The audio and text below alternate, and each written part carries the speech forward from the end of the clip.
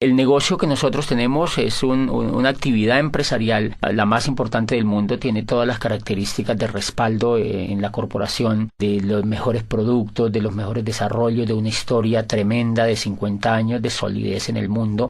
Luego, ese no es el mayor problema en un tipo de negocios como esto.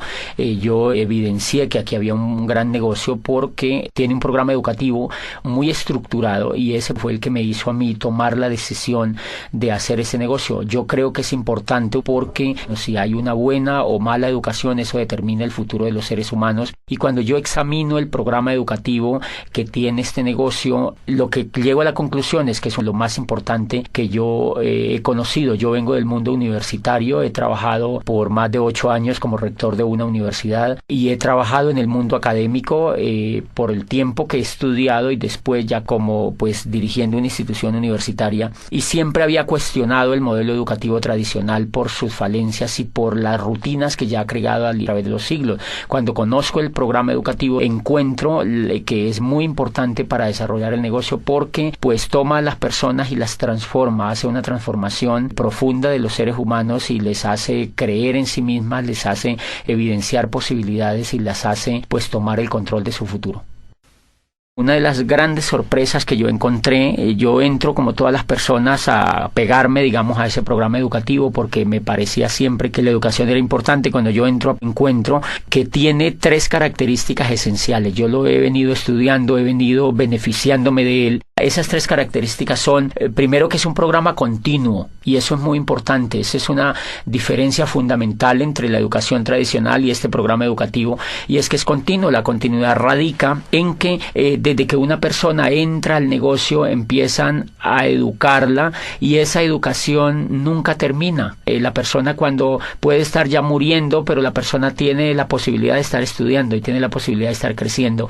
Eso es fundamental. ¿Por qué es fundamental? Porque el modelo educativo tradicional es un modelo que no es continuo. Las personas estudian carreras y terminan las carreras, y cultural y psicológicamente esas personas creen que están ya acabadas, que son productos terminados, y difícilmente ellas creen que tienen que seguirse educando hacia el futuro. Normalmente terminan las carreras y las personas salen a buscar qué hacer, pero no hay la concepción profunda de que tienen que educarse durante toda la vida. Aquí de entrada el programa educativo nunca le dicen que es por 3 años, a nadie le dicen que es por 6 meses, a nadie le dicen que es por 5 años y a nadie le dice que se va a graduar, porque lo que se busca es el éxito, es el crecimiento de las personas. Y esa característica me parece que es muy importante porque en 1991 en Colombia, el gobierno de Colombia reunió a un grupo de sabios que se llamó precisamente la Comisión de Sabios para la Educación, la Ciencia y el Desarrollo, y de esa Comisión de Sabios hizo parte Rodolfo Ginás, que es uno de los grandes genios que tiene Colombia en la medicina. Él fue el director del Instituto de Neurología de Nueva York. Estuvo en esa comisión Manuel Elkin Patarroyo, y estuvo dentro de las personalidades, estuvo Gabriel García Márquez, y esa comisión determinó que, yo recuerdo que en uno de los resúmenes que esa comisión escribió, dice Gabriel García Márquez, que fue quien redactó el resumen final, dice: las condiciones de Colombia están dadas como nunca para el cambio social y la educación será el instrumento maestro. Dice él, pero no es cualquier tipo de educación la que necesita Colombia para transformarse. Dice, necesitamos una educación que sea inconforme y que sea reflexiva, una educación que vaya desde la cuna hasta la tumba, o sea, que sea continua.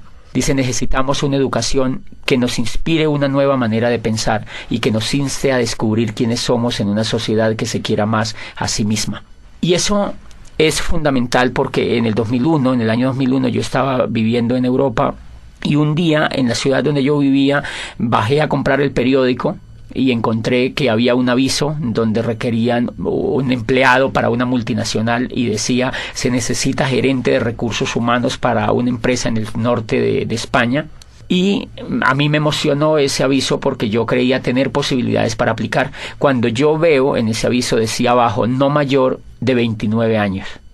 Entonces, ¿qué es lo que está haciendo eso? Lo que está haciendo ahí es que están limitando a las personas y creen que las personas, por no tener menos de 30 años, no son competentes para una empresa. O sea que están reciclando a la gente. La industria, uno de los pecados de la era industrial es que recicla a las personas, porque cuando ya no tienen las habilidades de la juventud, las desecha, y en ese sentido es porque el modelo educativo no es continuo. Si el modelo educativo fuera continuo, la empresa entendería que la persona, en la edad que tuviera, pues tendría las habilidades más despiertas y podría ser más productivo para la empresa. Pero como la empresa sabe que la persona ha terminado la carrera a los 21 años, entonces ya quiere que la persona trabaje esos 5 años, donde está el mayor auge de entusiasmo, trabaje para la empresa.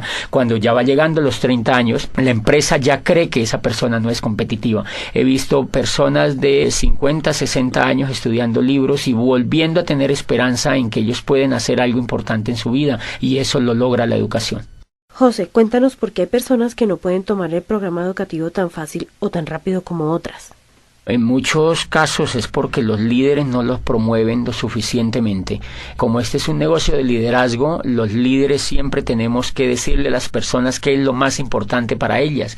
Y entonces pueden haber varias fallas. Una, que los líderes no están lo suficientemente comprometidos con lo esencial que tiene un negocio como estos, y es la educación. Y la segunda cuestión es que hay personas que definitivamente no quieren educarse, porque la educación es un asunto voluntario. La educación está allí para que la gente la tome, así como el éxito, así como el progreso, así como la abundancia, así como la posibilidad de avanzar en la vida es una opción. La educación también es una opción. Por fortuna estamos en un país donde pues las personas optan por educarse o no, donde todo es libre, y entonces aquí también ese es un elemento importante. Hay personas que no creen que sea importante para ellos, y ahí hay un tema de conciencia que hay que respetarlo. Una segunda característica que tiene ese programa educativo y que me parece definitiva es que es coherente. La primera característica es continuo, la segunda es que es coherente. La razón número uno, la cual me sorprendió a mí, es que los maestros que educan en el negocio tienen el resultado en la mano. Diferencia fundamental con el modelo educativo tradicional. El modelo educativo tradicional, no siempre o casi nunca los que educan tienen el éxito. Entonces, a mí me sorprendió ver que yo fui a un seminario y los que me hablaban en ese seminario eran diamantes. O sea, eran libres financieramente, y ellos me estaban enseñando a mí a ser libre financieramente. Entonces, obviamente, cuando yo escucho a alguien que tiene el resultado, eso me da confianza, eso me da fe, porque ella es una persona que tiene las mismas capacidades que yo, y entonces yo creo que yo también lo puedo lograr. Y eso en educación, desde el punto de vista pedagógico, es determinante, que la persona que eduque a otros tenga los resultados de éxito que está transmitiendo a las otras personas. Yo, cuando conocí el mundo universitario, me daba cuenta que habían profesores, por ejemplo, que enseñaban administración de empresas y nunca habían tenido ninguna empresa. Entonces le enseñaban a los estudiantes a montar empresas, pero ellos jamás habían tenido la oportunidad de tener una empresa, ni nunca la querían tener además. Y entonces encuentras tú profesores de finanzas, por ejemplo, que enseñan finanzas a los estudiantes y ellos están quebrados financieramente. Yo recuerdo una vez, cuando yo estaba trabajando en el mundo universitario, entrevisté a un profesor y él daba macroeconomía, y entonces yo le pregunté, bueno, tú que sabes tanto de la economía, tú debes estar muy bien económicamente, y me dijo, no, yo la verdad no estoy bien económicamente, tengo muchas deudas, tengo problemas financieros, pero es que eso hace parte de la microeconomía y yo lo que enseño es macroeconomía. O sea que es una cosa bastante interesante, y eso tiene mucho que ver con la incoherencia. Nuestro modelo educativo tradicional definitivamente se volvió muy incoherente, y entonces tú encuentras profesores que enseñan éxito, que hablan de éxito, pero ellos no lo tienen, que hablan de dinero, pero ellos no lo tienen, que hablan de empresas, pero ellos no lo tienen.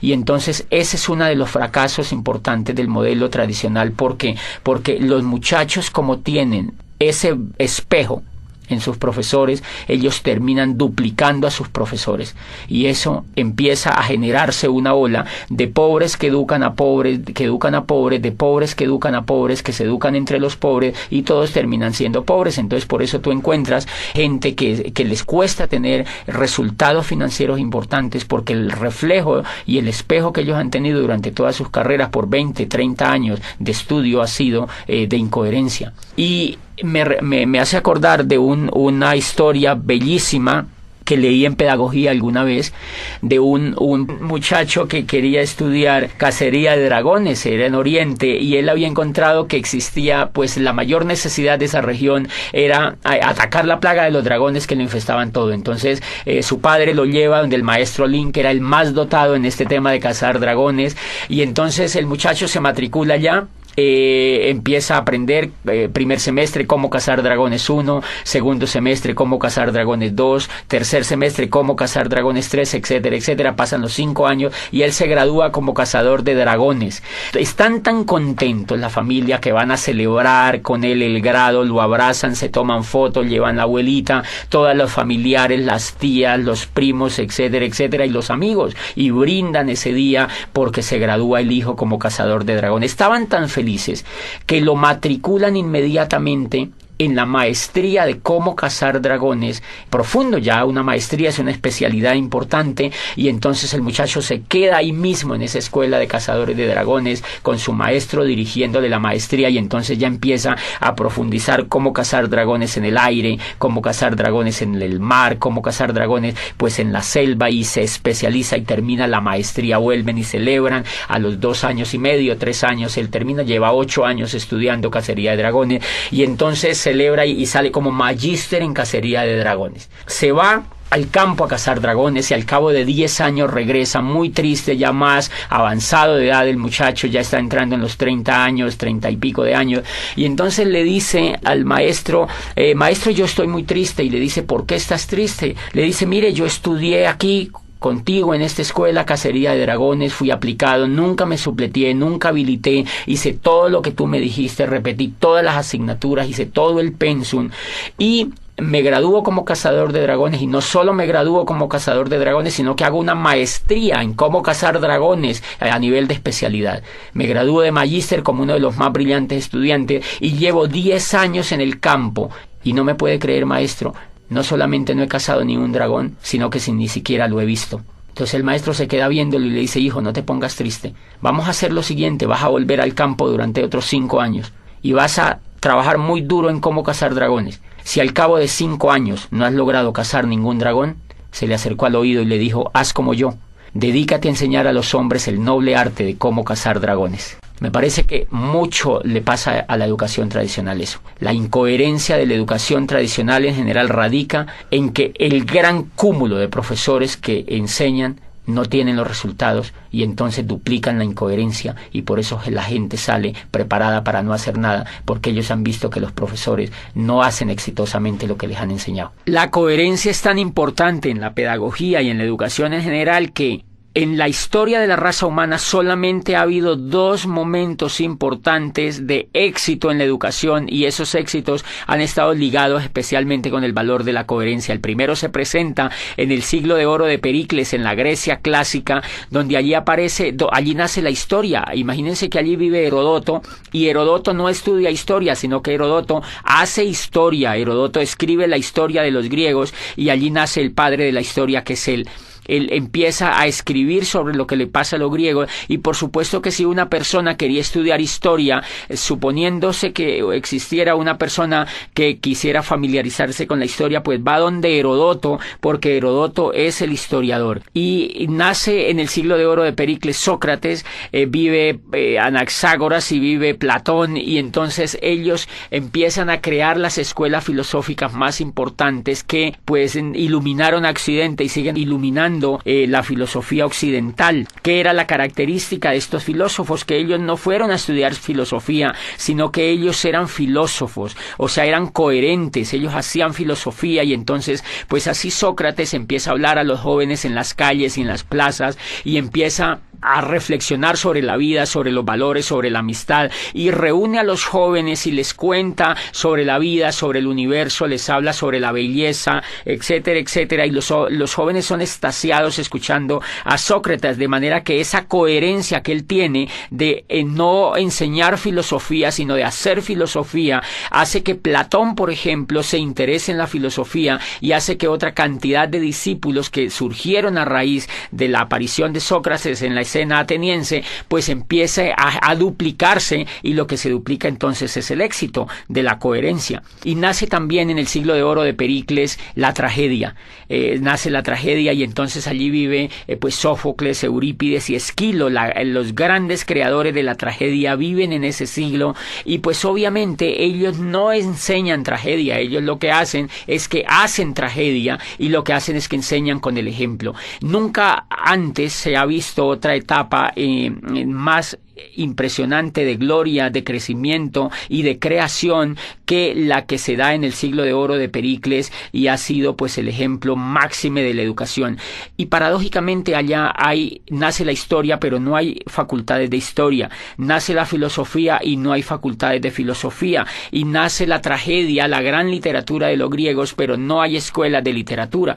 Entonces lo que hay son hechos concretos, hay maestros que hacen las cosas, y otros, si las quieren aprender, pues las aprenden realmente de los que saben. Y eso es tan importante que el otro momento que se presenta en el siglo XVI, prácticamente arrancando el siglo XVI, y es en lo que llamamos el Renacimiento. Allí, en la Florencia renacentista, se da otro milagro de la educación. Allí aparece el arte, aparece otra vez la filosofía renacentista, aparece el descubrimiento de las leyes físicas y de las leyes químicas, y aparece el renacimiento de la política, de la democracia con Maquiavelo. Aparece el planteamiento de teorías políticas que nunca se habían escuchado, básicamente en lo que plantea Maquiavelo, y aparece en el arte Miguel Ángel Buonarroti, aparece Tiziano, aparece Botticelli, y ninguno de ellos va a las escuelas de arte, sino que ellos van al taller de Verrocchio, van donde hay maestros pintando, donde hay escultores, donde hay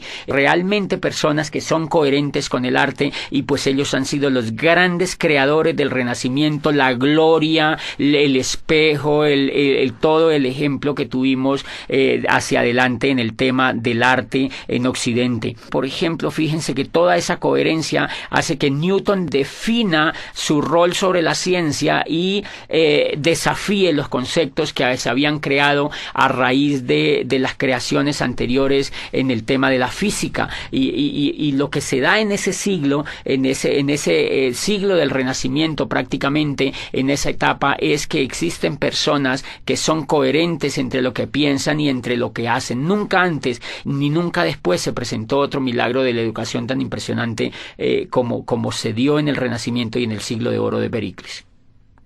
Y el último pilar que tiene este negocio es que es humanista.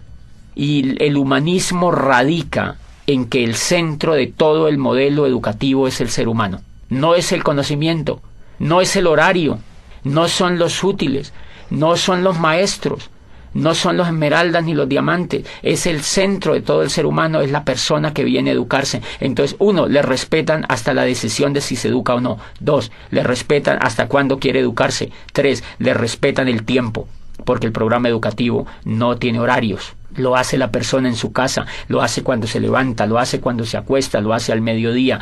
No tiene un horario como hace el programa educativo tradicional, que levanta a los niños a las 5 de la mañana para que se vayan a la escuela y le viola el sueño, le viola la esencia misma de las personas, que es el descanso. Los llevan a estudiar desde la madrugada a los niños con unos horarios determinantes que ellos no han escogido. Entonces el centro en este negocio del programa educativo, y por eso lo hace humanista, es el ser humano, no el conocimiento, no el intelecto, no los libros, no los profesores, no los horarios, sino el ser humano. El ser humano como centro educable hasta el final de los días. Como lo respeta como ser humano, sabe que el ser humano puede crecer desde que está con uso de razón hasta que muere. Y eso es un modelo completamente humanista. El humanismo radica, siempre que se mide un modelo humanista desde la pedagogía, se mide dónde está el ser humano y cómo se le respeta. Este modelo educativo lo que hace es crearle a la persona una inteligencia superior desde lo emocional, le genera esperanza, le genera valores, le genera principios, y todo lo orientado a la educación está basado en los valores intrínsecos del ser humano, ni siquiera en el intelecto, sino en los valores intrínsecos del ser humano. José, ¿qué diferencia hay entre el modelo educativo tradicional y el programa que estamos desarrollando en este negocio? Bueno, fuera de esas diferencias que son monumentales, Son diferencias como, por ejemplo, que el modelo educativo tradicional se enfoca en la educación intelectual. Y resulta que los grandes descubrimientos que se han hecho en la pedagogía apuntan a que el éxito de las personas en la vida no está basado en el intelecto, sino en la emoción. Entonces, una diferencia nuclear del programa educativo es que no educa el intelecto, sino que educa la emocionalidad. Hay una obra de Daniel Goleman que se llama Inteligencia Emocional, es un profesor de Harvard y fue uno de los primeros estudios serios que se hicieron recientemente sobre el tema de la educación emocional, y empezó la pedagogía a darse cuenta que la educación emocional era mucho más importante que la educación intelectual. Me explico. Si nosotros observamos, por ejemplo, escuchando o leyendo, cuando uno lee lo que escribió Einstein, por ejemplo, dice Einstein que es más importante la imaginación que el conocimiento. Lo que lleva a Einstein a descubrir la teoría de la relatividad es la emoción, no es lo que él sabía de física. Es la emoción, es el deseo de hacer algo nuevo, es el deseo de descubrir una teoría nueva, era el deseo de superar al maestro que había antes que él. Lo que lleva, por ejemplo, a Newton a descubrir la teoría, la gravedad, todo el tema de la gravitación, es porque él quiere progresar frente a lo que había antes. Lo que lleva a Galileo Galilei a perfeccionar el telescopio de Hans Lippershey y ver las estrellas y decirle al mundo que el centro del universo no era la Tierra, que estaban equivocados y que llevaban 2000 años equivocados, fue el deseo de superar a Ptolomeo, que había existido miles de años antes y que habían educado a la gente con un paradigma que Galileo cree que es falso y lo demuestra. Entonces, fíjense que allí prácticamente no hay juego de intelecto, lo que hay es un juego de emocionalidad. Y si uno examina, es el deseo de superar, es el deseo de traspasar las barreras, es el mismo deseo que tiene el atleta olímpico de superar la barrera de los 100 metros, es el mismo deseo que tiene el ciclista de correr el Tour de Francia y ganarle al otro, es el mismo deseo del Guinness Record de superar. O sea, el ser humano desde que está en la faz de la tierra siempre ha tenido el deseo de ser mejor, el deseo de crecer. O sea que lo que impulsa a los seres humanos no es el intelecto, es la emoción, y paradójicamente la emoción es la que no se educa. La emoción no se educa ni desde la casa, o más bien se deseduca. Se crean hábitos perversos frente a la emoción, y cuando uno llega a la escuela lo que menos se le educa es la emoción. Entonces termina uno fracasado porque no le han educado el motor que tienen todos los seres humanos, y es la inteligencia emocional. La inteligencia emocional es lo que logra que una persona como Shakira, por ejemplo, a quien la despreciaban por su voz en el colegio porque no era competitiva frente a los estándares que la profesora tenía, lo que hace que ella se vuelva en una de las cantantes más impresionantes a nivel mundial es la fe que ella tiene, es la confianza que tiene en ella misma, es la esperanza en el futuro que ella tiene, y es la capacidad que ella tiene para transformar los hechos que la rodean. Eso no es intelectual, eso es emocional.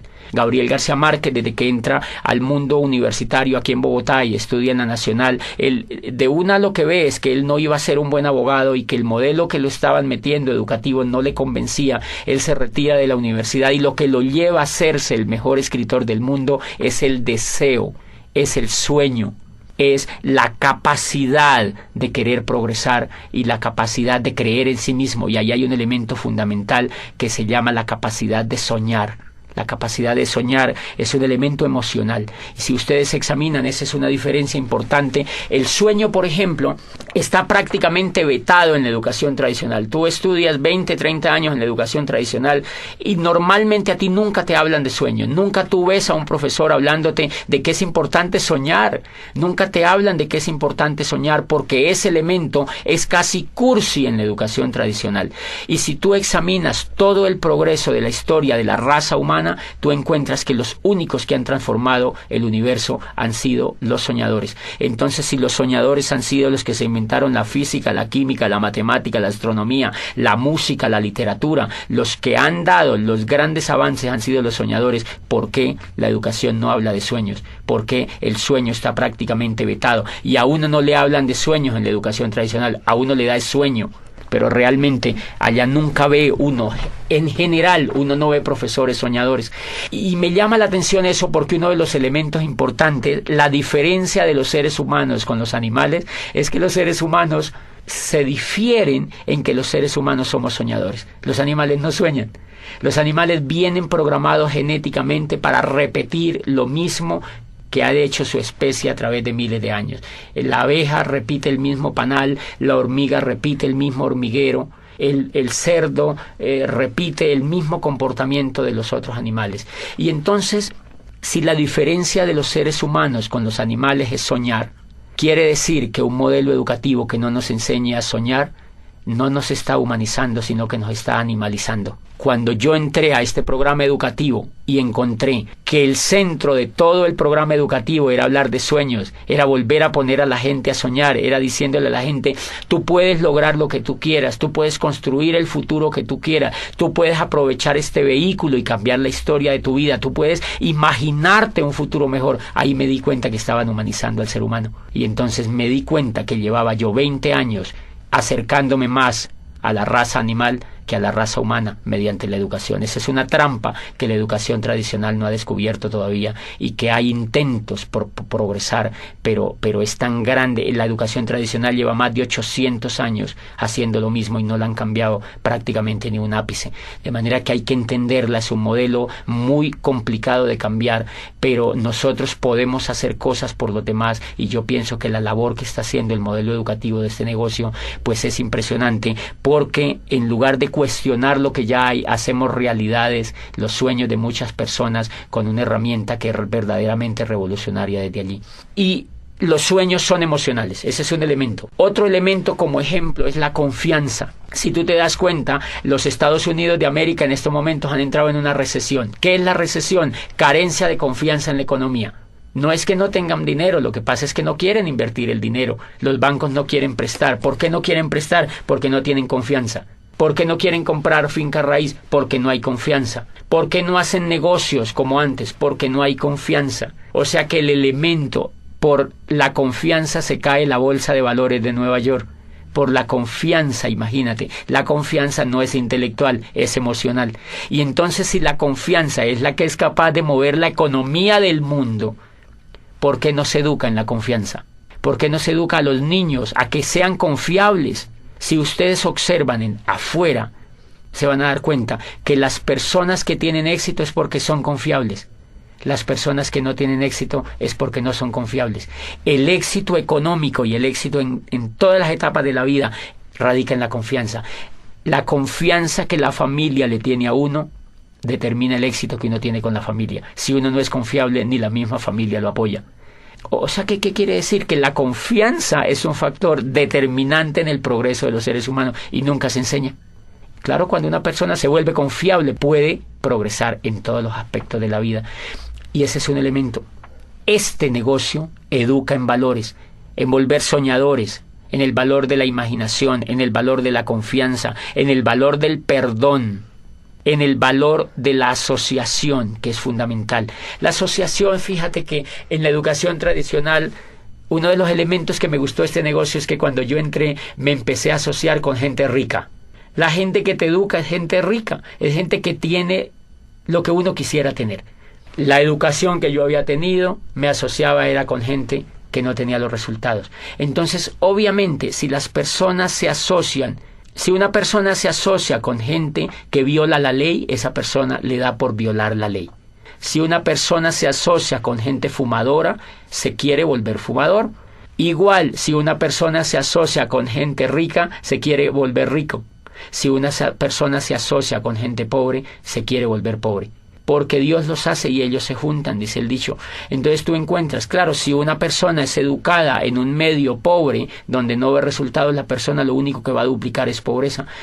Este modelo de negocio tiene la facultad de asociar a las personas con gente que tiene resultados de abundancia y entonces eso se pega en las otras personas. Por eso crea como una especie de ambiente donde hay muy fácil la posibilidad de la duplicación, porque las personas siempre están viendo resultados y siempre están viendo posibilidades y siempre están viendo coherencia y siempre están viendo progreso. Otro elemento importante es que cuando uno se asocia en este negocio, uno encuentra gente que no se queja, gente que no habla de pobreza, gente que no te habla de crisis, gente que no te habla de fracaso, gente que no te habla de pérdida. Acá siempre te van a hablar de ganancia, de prosperidad, de abundancia, de riqueza, de amistad, de perdón, de valores, de familia, de crecimiento. Entonces, obviamente, si te están hablando todo el tiempo de eso y tú lo vives, a ti eso se te va pegando y te dan ganas de ejercerlo en tu vida. ¿Tú consideras que este programa educativo es importante para un negocio multinivel? Sí, totalmente definitivo. Y una de las diferencias que tiene, digamos, montar un negocio de network marketing con montar un negocio tradicional, es que el que monta un negocio tradicional, primero, en la universidad no le han enseñado actitudes de ser empresario. La diferencia entre una persona que es empresaria y alguien que no es empresaria es la actitud. Por ejemplo, la persona que nunca ha sido empresaria, no importa que haya estudiado administración o que haya estudiado negocios, es que esa persona normalmente viene llena de miedo. A ella le da miedo arriesgarse, y el riesgo es emocional. Como nunca ha sido educada en emoción, no ha tenido inteligencia emocional alrededor de su educación en general, esa persona vive llena de miedo. Por eso se ha ido a estudiar una carrera, porque la persona no realmente, si quisiera ser empresaria, creo yo que no se iría a hacer una carrera, porque si usted examina, los más grandes empresarios del mundo no han estudiado carreras. Para ser empresario no se requiere información intelectual, se requiere tener valores de empresario, y eso no lo enseñan en el sistema educativo tradicional. Todo el negocio aquí es quitarse el miedo. Todas las personas vivimos llenas de miedo. Nosotros vivimos con el miedo. Miedo a arriesgarnos, miedo a ser el oso, miedo a quedar mal, miedo a que nos vaya mal. Siempre pensamos en qué pasa si nos va mal. O sea que llevamos mucho miedo por dentro, y esa es la razón número uno porque la mayoría de personas no son empresarias. Resulta que el miedo es el aliado número uno de la pobreza. O sea, el miedo y la riqueza no la van. El miedo y la riqueza no la van, entonces la pobreza se alía con el miedo. Y si tú observas, por ejemplo, cuando el mundo del empleo es un mundo que lo explota el miedo. ¿Por qué uno se vuelve empleado? Yo fui empleado durante 8 años. ¿Y por qué no era empresario? Porque me daba miedo. O sea, que yo era empleado era porque no podía hacer otra cosa. Cuando este programa me educa y me saca el miedo, a mí se me ocurre lanzarme a ser empresario. Entonces, ¿por qué es importante el programa educativo? Porque te va a sacar el miedo. El miedo siempre vive con uno. Lo que pasa es que el programa educativo lo minimiza, lo arrincona, lo manda a espectros donde uno no lo necesita. Y cada vez que uno se educa emocionalmente en ese negocio, el miedo se aminora. Los seres humanos en cuestiones con el miedo somos como un demaquillante. El demaquillante normalmente tiene mitad de agua y mitad de aceite. Entonces, normalmente nosotros salimos de las carreras o llegamos a la vida así, con mitad de miedo y mitad de coraje. Pero normalmente el miedo gana, porque es más fácil no hacer las cosas que hacerlas, obviamente. Entonces, lo que hace el programa educativo es que nos agita. Hagan de cuenta que se agita ese demaquillante, y el miedo se mezcla con el coraje. Y entonces, como el miedo se mezcla con el coraje, no nos puede ganar. Y entonces uno sale y da un plan, uno va y muestra los productos, uno va y hace un auspicio, uno hace algo en el negocio. Y cuando uno se ha dado cuenta, nos hemos dado cuenta que cuando uno deja de escuchar el programa educativo, deja de educarse emocionalmente, vuelve y se aparta el miedo, y vuelve el coraje, se aparta, y entonces uno para de hacer el negocio. O sea que todo el negocio en los seres humanos consiste, para ser empresarios, en quitarnos el miedo. Y por eso es importante, porque las personas llegan pues llenísimas de miedo, y eso es lo que va ocurriendo en la mente de la gente. Cuando la gente se empieza a quitar el miedo, empiezan a sentir poder. Por eso es que yo no le recomiendo a ninguna persona que sea empleada que se salga de los empleos. Cuando inician el negocio, me preguntan, ese negocio me parece muy bueno, yo me quiero salir del empleo, yo quiero dedicarme solo a esto. Yo le digo, prohibido, porque esa persona no se ha sacado el miedo todavía. No le recomiendo tampoco, porque si esa persona ya se hubiera sacado el miedo, ya mínimo era platino en ese negocio, o era esmeralda, o era diamante. La razón por la cual no ha calificado es porque tiene miedo. Entonces es muy recomendable que las personas se vayan sacando de a poquito el miedo, y que valoren sus empleos, que se vuelvan buenos empleados, es decir, que hagan bien sus funciones, pero poquito a poco se van quitando el miedo. Y cuando se quiten el miedo, se quitan al jefe también, pero antes de que se quiten el miedo no se lo van a poder quitar. Entonces es fundamental, y además las emociones, la excelencia, dice Aristóteles, no es un acto sino un hábito, y lo que busca este programa educativo es volver a la gente excelente. Y entonces, ¿por qué hay que pegarse al programa educativo? ¿Por qué es importante para un empresario? Porque le va a quitar el miedo y porque le va a generar el hábito de la excelencia. Y eso no se genera en un día, tiene que generarse en un proceso. Bueno, José, entonces, ¿qué le dirías tú a aquellos empresarios que ven el sistema educativo como un gasto? Bueno, más que decirles es como evidenciar qué es lo que pasa normalmente con un empresario nuevo que ingresa al negocio y no es que no le guste, porque a ellos les gusta, lo que no les gusta es pagar. Entonces, porque el programa educativo tiene un costo, si tú observas la carrera que has hecho, eso te ha sacado dinero y tiempo, mucho dinero y mucho tiempo, y tienes que evaluar los resultados que tú tienes con eso que has hecho. Luego acá, si tienes un programa educativo que es altamente competitivo, que es diferente a lo que has hecho y aquí vas a construir el futuro, pues lo menos que puedes hacer es pegarte al programa educativo. Porque la gente no se pega. La gente no se pega porque está acostumbrada a no invertir en su mente. En general, la gente hace las carreras porque todo el mundo las hace. En general, la gente va a las universidades porque si no va a las universidades, los papás los recriminan. Entonces, es como un poco para dónde va Vicente, para dónde va la gente, porque es culturalmente aceptable que un pelado salga de la universidad y lo primero que la mamá se queda viendo es, bueno, salga del colegio y ahora ¿cuál universidad va a entrar? Es un imperativo social. Pero normalmente ellos no están interesados en invertir. Ellos no están interesados en general, sino que la cultura los avienta a eso. ¿Qué es lo que pasa acá? Que como es mucho más libre y es mucho más optativa la decisión, más aún que hay que aclarar que este programa educativo es totalmente voluntario para los empresarios. Ninguno de nosotros podemos obligar a un empresario a que se pegue al programa educativo. La gente en general no se pega porque están acostumbrados a invertir pues un poquito del pecho para abajo. O sea, invertimos es en comida. Porque si no invertimos en comida nos morimos.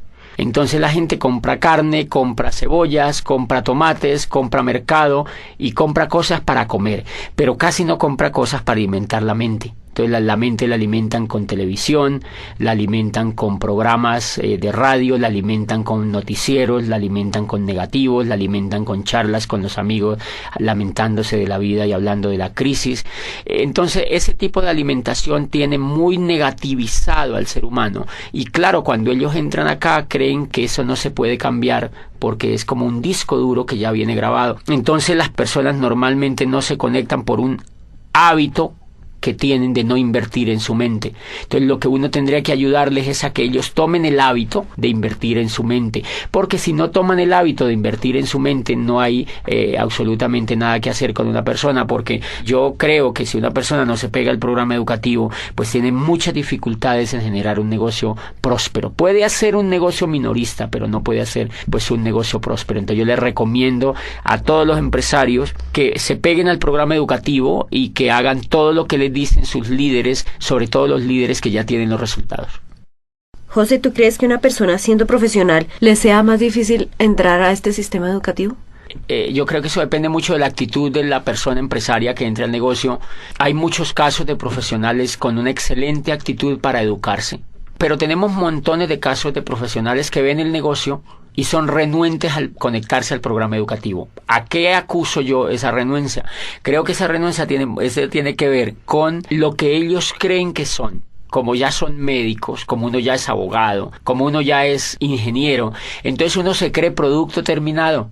Y ellos no tienen la culpa, ellos así los han hecho creer. Eso se lo ha hecho creer todas las décadas que llevan de estudio y los grados que les han dado. Entonces se creen productos terminados y creen que esto es un jueguito, que esto es una cosa allí pues como para decidirlo de manera sencilla. O sea, no creen que sea tan importante porque se creen productos terminados. Pero cuando ellos van, digamos que entra un ingeniero, yo he tenido casos de ingenieros civiles que me dicen, yo entro a eso y eso me gusta y yo sé que eso es espectacular como negocio. Y empiezan a dar planes, empiezan a trabajar, empiezan a querer auspiciar, empiezan a querer construir el negocio y se frenan. Y vuelven a mí y me preguntan, no sé qué es lo que me pasa.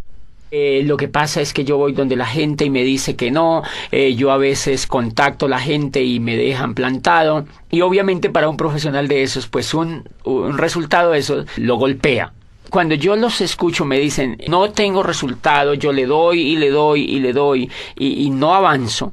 Entonces yo advierto muchas cosas. Él se empieza a dar cuenta de que le falta algo que él no sabía que le faltaba. Y es, por ejemplo, coraje, disciplina. perseverancia. Él se quiere rajar, por muy ingeniero que sea, él se quiere rajar al segundo mes.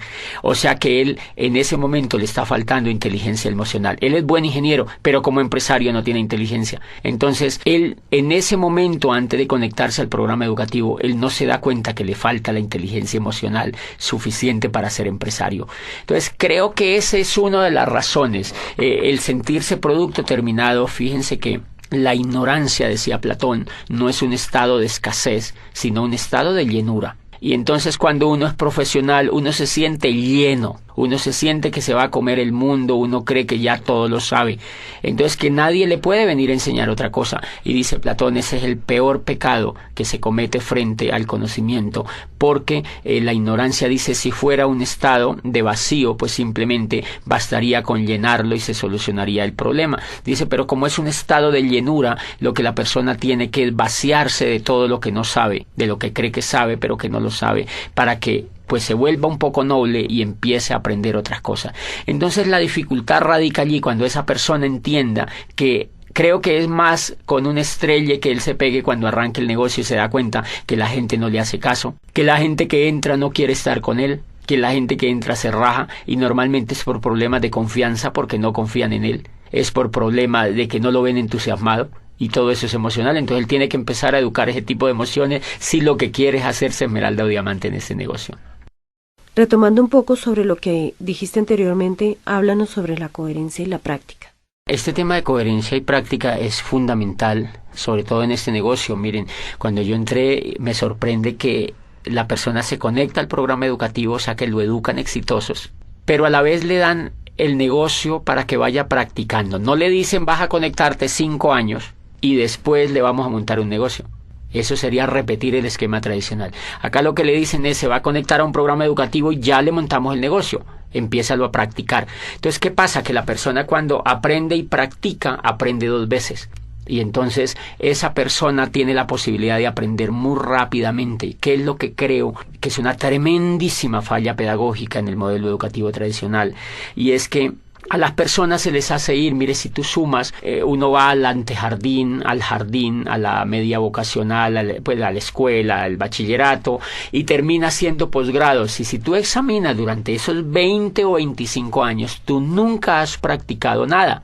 Entonces, en pedagogía existe un tema tremendísimamente desarrollado hoy en día que se llama la programación neurolingüística, y es que de acuerdo a al modelo de pensamiento en que tú estés enfocado, aprendes ciertas cosas o desarrollas ciertas habilidades o no. ¿Qué es lo que yo veo en la educación tradicional? Que como uno entra desde chiquitico hasta los 20 y pico de años, son 20 y pico de años en la educación tradicional, y el componente que existe es que uno no hace nada.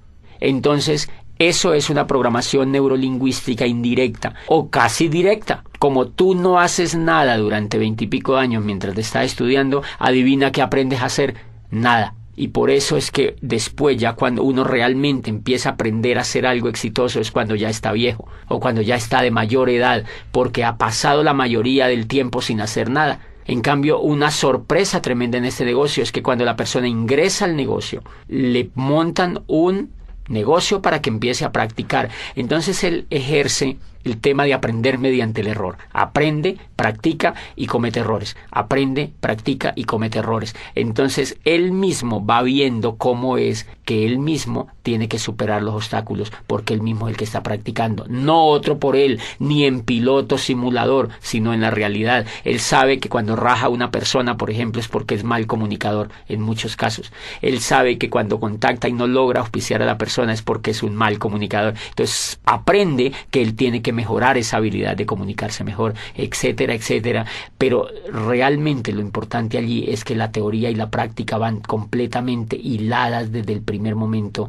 Y bien, eso hace pues que hayan tremendas posibilidades de éxito. Yo mismo me pongo a examinarme. Yo estoy durante 20 y pico de años en la economía tradicional y en la educación tradicional. Y el éxito en lo que yo hago, pues en lo que yo quería hacer con mi vida, era mínimo, realmente mínimo, tanto que al nivel de frustración me había llevado. Este programa educativo, en 4 años, ha logrado lo que ningún programa educativo pudo hacer con la vida mía. Por eso pienso que el valor tremendo que tiene y el valor pues lo tiene muy, muy empotrado en la coherencia. ¿Cuál sería tu mensaje final para los empresarios? Bueno, yo creo que redondeando esto, Sonia, es pues entender un poco que infortunadamente en el mundo tradicional no hay modelos educativos que cambien a la gente de cuadrante. Por eso tú encuentras personas en la economía tradicional que montan negocios, trabajan unos años, se quiebran. Imagínate que la Cámara de Comercio tiene unas estadísticas donde dicen que el 95% de los negocios de las empresas que se montan se quiebran en los primeros 5 años. Pero nadie se ha puesto a investigar por qué es que se quiebran. La mayoría de la gente le echa la culpa a la economía, al modelo económico, a la falta de posibilidades, y eso no es real. Entonces las personas montan los negocios, duran 5 años trabajando en ellos, se quiebran, recogen lo que les queda, montan otro, vuelven y se quiebran, recogen lo que les queda, intentan ya con otro, y cuando ellos se dan cuenta que como que no funciona nada, le echan la culpa al gobierno, le echan la culpa al país donde viven, y dicen, no, yo me voy para Europa, yo me voy para los Estados Unidos, y terminan en España, allá haciendo otra cosa, y no se dan cuenta que el problema no era ni de la economía, ni de la familia, ni del gobierno, ni del país donde vivían, sino que el problema era lo que ellos tenían en la cabeza. Entonces, como ellos se llevan la cabeza para allá, el problema sigue, pero en España. Entonces, eso que nos está diciendo, que si un país quiere tener riqueza, un país tiene que enfocar su educación en que la gente se cambie del cuadrante, de que se cambie de un cuadrante de empleado o autoempleado y que se vaya al cuadrante de ser empresario. Por eso yo insto a los empresarios de América Latina a que motiven a las otras personas que conocen a que se peguen a un programa educativo que en el fondo lo que va a hacer con ellos es cambiarlos de cuadrante para que logren no solo el éxito en ese negocio, sino en cualquier cosa que ellos pues emprendan en la vida.